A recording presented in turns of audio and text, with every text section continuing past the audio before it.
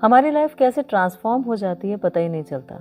कभी किसी के आने से, कभी हमारी लाइफ से किसी के चले जाने से, या कभी किसी एक सिंगल सेंटेंस से, या फिर कभी किसी एक किताब को पढ़ने से। हर बार एक नया चैप्टर जुड़ जाता है, एक नई बात, एक नई सोच, एक नए एटीट्यूड से ज़िंदगी जीना। और सच कहें तो ये जो ट्रांसफॉर्मेशनल जर्नी होती है ना हमारी, ये जर्नी हमेशा हमें कुछ ना कुछ ऐड ऑन देती है। इसीलिए हमेशा हर चीज़ से एक लेसन ड्रॉ करना चाहिए। जैसे मैंने बहुत सारे लेसन्स ड्रॉ किए अपनी लाइफ के, किसी के आने से भी जो मेरी ज़िंदगी में आए, किसी के जाने से भी जिनके जाने का बहुत दुख हुआ।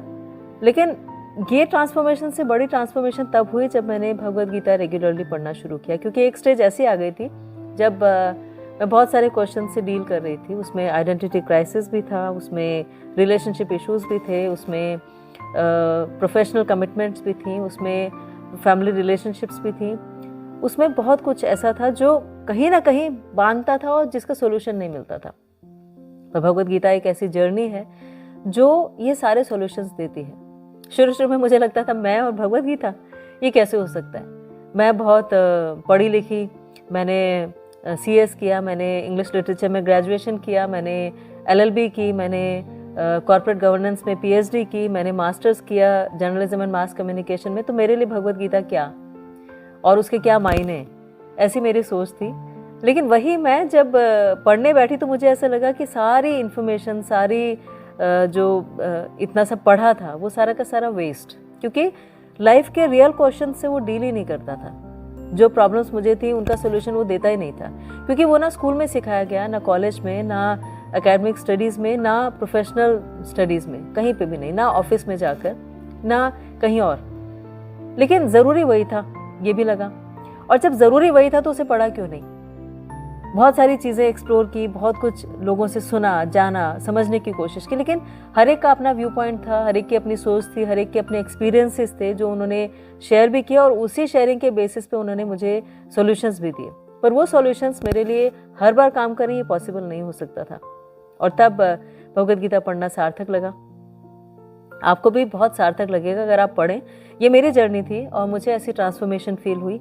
लेकिन अगर आपकी जर्नी है कि आप क्या खाएं क्या ना खाएं ये समझना चाहते हैं, आप आइडेंटिटी क्राइसिस से डील कर रहे हैं मेरी तरह, आप लाइफ के एक्चुअल पर्पस को समझना चाहते हैं, जो बहुत ज़रूरी है समझना कि हम यहाँ आए क्यों हैं, क्या रीज़न था हमारे आने का, और वो सेल्फ रियलाइजेशन हमारे गोल की तरफ हमें लेकर जाती है। या आप ये समझना चाहते हैं कि कौन सुप्रीम लॉर्ड है, या क्यों उनकी वर्शिप करें, या वर्शिप करने से, उस कनेक्ट को डेवलप करने से हमें क्या फ़ायदा होगा, ये समझना चाहते हैं। आप मेडिटेशन टेक्निक्स जानना चाहते हैं, आप किस पे विश्वास करें और किसको छोड़ दें ये जानना चाहते हैं, या आप किस रिलेशनशिप में कितने कमिटेड रहें ये समझना चाहते हैं। तो बहुत सारी चीज़ें हमें समझ में आती हैं भगवद गीता पढ़ने से। हमें समझ आता है कि हमारी आइडेंटिटी क्या है, हमें समझ आता है कि हम जो कर रहे हैं उसका इम्पैक्ट क्या होने वाला है। हमें ये समझ में आता है कि लाइफ में ये जो टाइम बीतता जा रहा है, जो पास्ट था, जो प्रेजेंट है, जो फ्यूचर है, उसका इफेक्ट हमारे ऊपर कैसा है। हमें समझ में आता है कि हमारी डिसीजन मेकिंग किस बेसिस पे होती है, और अगर हमारी सोच बदल जाए तो हमारी डिसीजन मेकिंग चेंज होगी और उससे हमारी पूरी लाइफ ही बदल जाएगी। ऐसे बहुत सारे क्वेश्चंस थे और उनके सारे सॉल्यूशंस मुझे मिले भगवद गीता में। तो आज मैंने सोचा कि मोक्षदा एकादशी है। मोक्षदा एकादशी वो दिन है जिस दिन भगवान ने अर्जुन को भगवद गीता सुनाई थी कुरुक्षेत्र में। तो मेरा ये रूटीन रहा है इतने सालों से कि मैं आज के दिन भगवद गीता पूरी पढ़ती हूँ। पूरी नहीं पढ़ पाती, मतलब जैसे जो संस्कृत में लिखा वो तो पढ़ना पॉसिबल नहीं होता, उसी के नीचे Bhagavad Gita as it is जो है उसमें मीनिंग लिखे हुए हैं। मतलब बोल्ड लेटर्स में 2-2 लाइनें लिखी होती हैं, हर श्लोक का इंटरप्रिटेशन जो है, मीनिंग जो है वो, तो वो 2 लाइन पढ़ना हिंदी में या इंग्लिश में, वो मुश्किल से 3-3.5 घंटे मुझे लगते हैं, लेकिन मैं पढ़ती हूँ।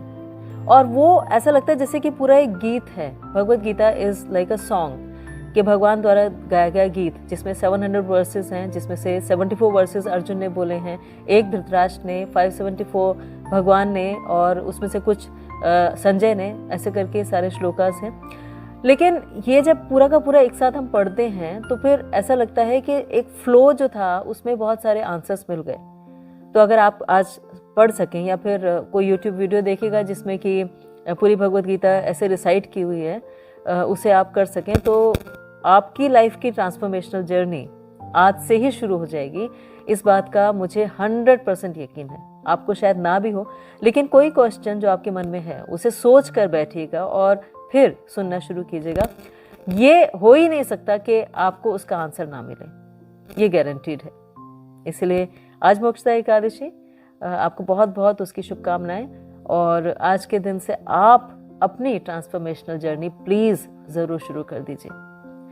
क्यों अभी भी परेशान हैं, क्यों अभी भी दुखी हैं, क्यों अभी भी इतने लोगों से पूछ रहे हैं जिनके पास हमारे आंसर्स हैं ही नहीं, जब हमारे पास एक सीधा सोल्यूशन है जिसे पढ़कर और हम अपनी लाइफ को ट्रांसफॉर्म कर सकते हैं। इतना इजी है तो फिर इजी क्यों नहीं अपनाते? क्यों अभी भी मुश्किल चीज़ें, कॉम्प्लिकेटेड चीज़ों के पीछे भाग रहे हैं? क्यों इतने सारे पैसे हम दे रहे हैं उन लोगों को जो प्रोफेशनली हमें गाइडेंस तो देते हैं, लेकिन फिर भी वो गाइडेंस हमेशा सही हुई या हमारे लिए काम करे ये हम कह नहीं सकते, क्योंकि हम बायस्ड होकर भी तो कुछ बातें बताते हैं जो हम किसी को बताना नहीं चाहते। हम अपने पॉइंट ऑफ व्यू से बताते हैं, लेकिन भगवत गीता हमें इम्पार्शली, अनबायस्ड बहुत सारे आंसर्स देती है। हमारी गलती क्या है ये भी बताती है, लेकिन सामने वाले की गलती क्या है ये भी समझाती है, और फिर किससे कितनी डिस्टेंस बना के रखना है ये भी बता देती है। ईजी है सब कुछ, इतनी कॉम्प्लिकेटेड लाइफ है नहीं जितनी हमने सोच रखी है। बस एक शुरुआत करने की देर है। मैंने शुरुआत की, मुझे ट्रांसफॉर्मेशन मिली, तो मुझे लगा आपको भी शायद मिले, आपके साथ शेयर करूं, क्योंकि हम जिन्हें प्यार करते हैं उन्हें दुखी नहीं देख सकते ना। तो मैं भी आपको परेशानी में नहीं देखना चाहती, इसलिए शेयर कर रही हूँ। हरे कृष्णा।